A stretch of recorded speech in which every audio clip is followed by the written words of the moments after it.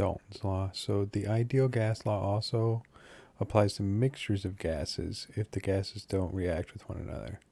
And this leads us to Dalton's law of partial pressure, which is that the total pressure of the system is going to be equal to the pressure of each one of its components. So if you have A in a flask and it has a pressure, B in a flask and it has a pressure, you add them all up to get the total pressure.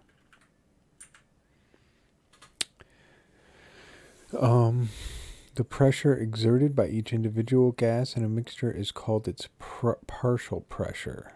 The partial pressure is equal to the pressure that the gas would exert if it was all by itself. And we can picture that here. If we had 3 containers, each with a different gas in it at a different pressure, when we combine them, if we combine them all together somehow into a different tank, its pressure is going to be the summation of all those pressures. So now I want to introduce the mole fraction. This is a type of concentration.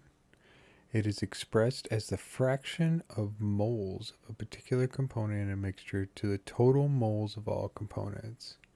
So if a mixture contains A, B, and C, the mole fraction, this is a capital chi, a Greek letter, of A is going to be the number of moles of A over the total moles of A, which would be the summation of A, B, and C.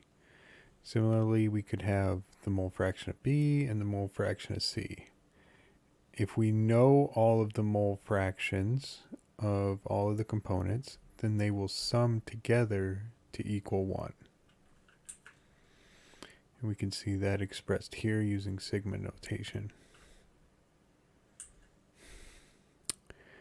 When only the total number of moles is known for the mole fraction, it can still be expressed as the moles of any particular component over the total number of moles.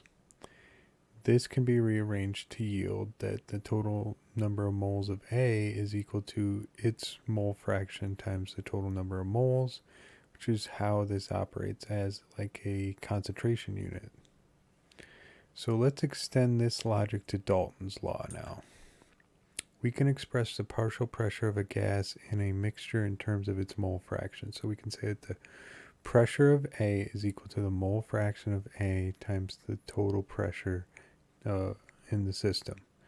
And we could do the same thing for B. If we then have Dalton's law and we make these substitutions in, we can see that the total pressure is equal to the mole fraction of A times the total pressure plus the mole fraction of B times the total pressure, so on and so forth.